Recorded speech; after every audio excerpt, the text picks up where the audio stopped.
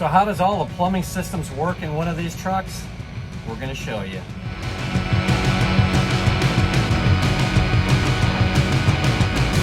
So guys, we had a viewer send in a comment that he was curious on how all of the plumbing works in one of these big trucks with the storage and the heater and just how everything all works. So here's a quick video and kind of a walkthrough on how all of this stuff works in one of these.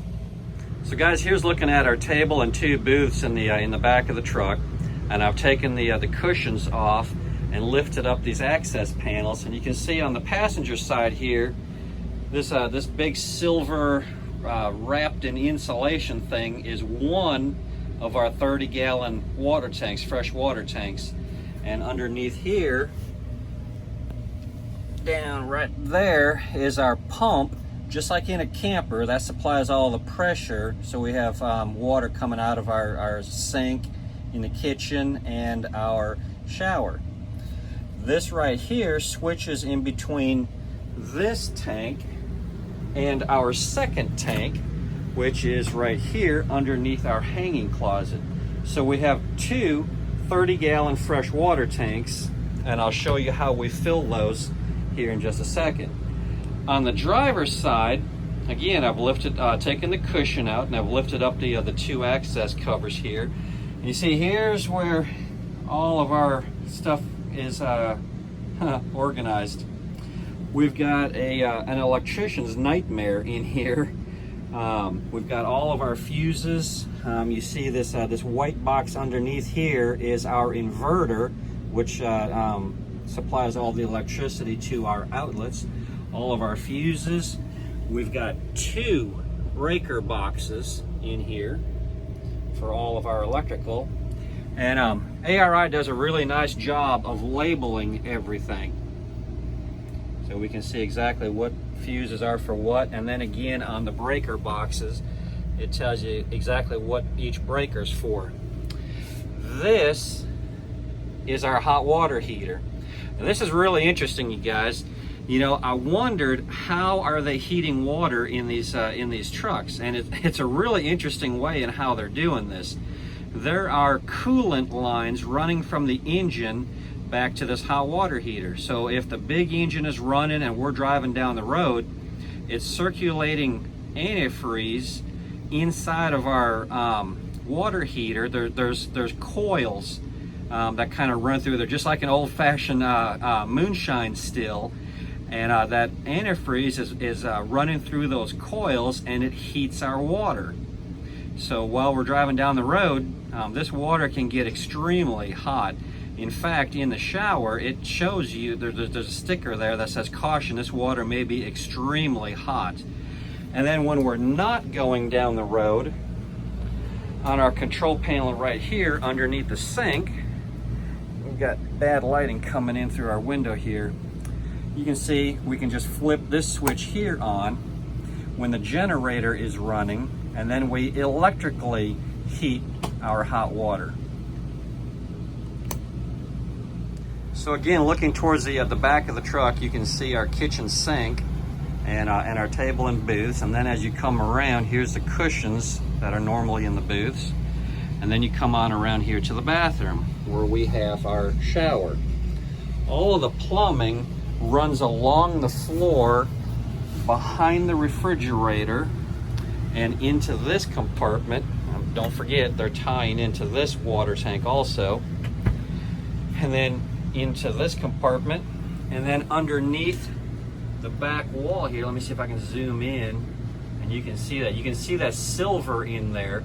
They have wrapped the water lines in insulation, and underneath our table there, they've put a screen there to keep anything from freezing in the wintertime as water flows back and forth through there. And then of course you can see we've got our other 30-gallon tank right there, and our kitchen sink. Now looking this way towards our bathroom, which is towards the front of the truck, we've got the gold mining show on. Underneath our shower, you see we've got a step up. We have to step up into our shower, and I'm going to show you what's in here. we have a storage tank in here with this valve right in the front here. This, let me see if you can see it, this valve right here.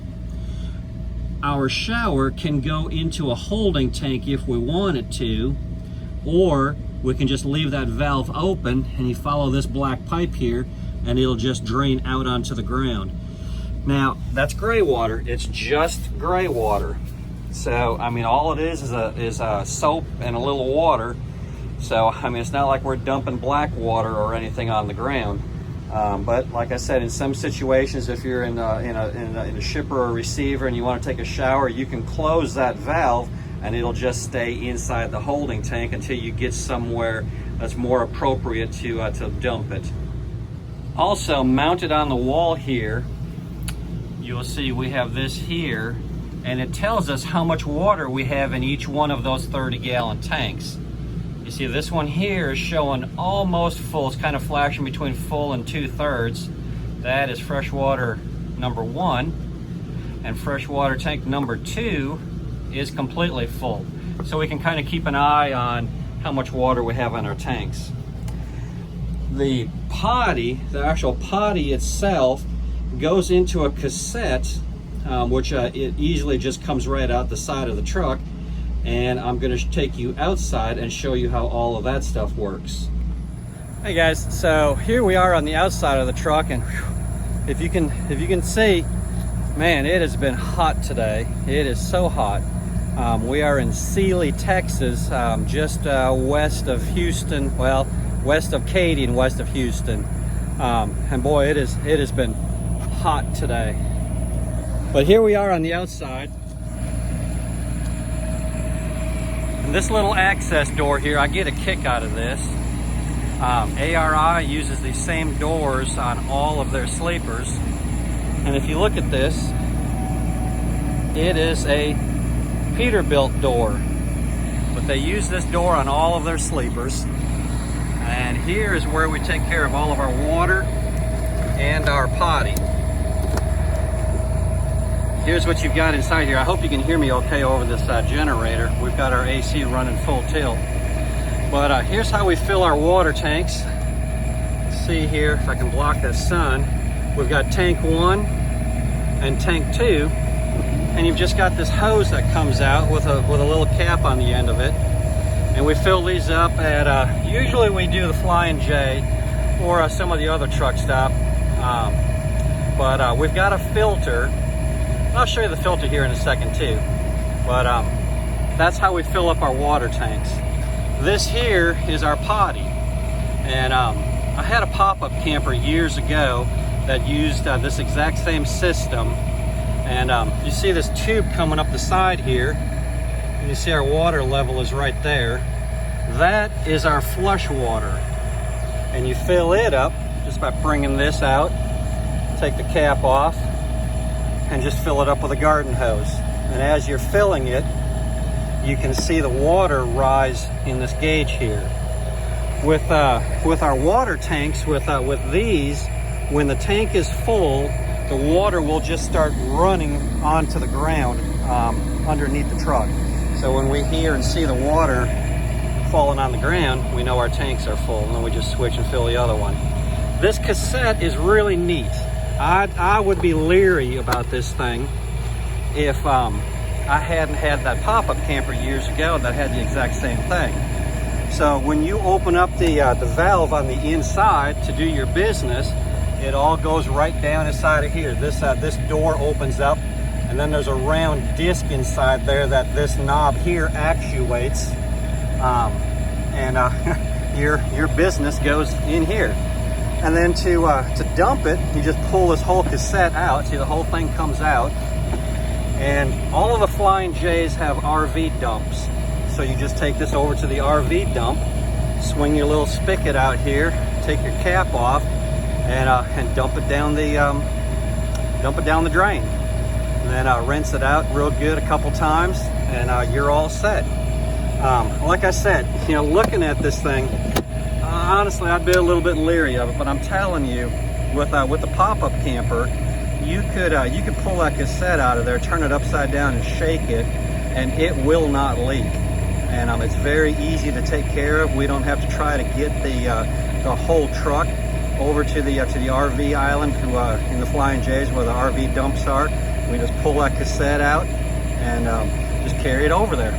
Inside our toolbox here, now this is on the passenger side of the truck. I try to keep everything as organized as I can because I don't have a whole lot of room. But here is our hose and our filter for filling our freshwater tanks.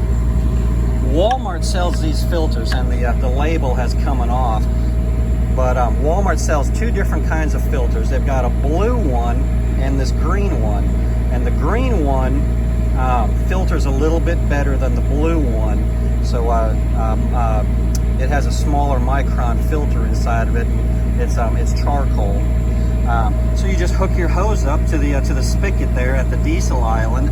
Hook this up to the hose that I showed you on the other side that comes out of the truck, and just fill up your tanks, and that way you've got filtered water. We don't use that water for cooking. We still buy the gallons of water, like spring water, at Walmart for our coffee and for our cooking. But that supplies the water for our kitchen sink, so we do wash our dishes and stuff with that water, and it supplies the water for our shower. Here's something else, guys, that I found. I bought this blower. It's a 40 volt. It has two batteries on it.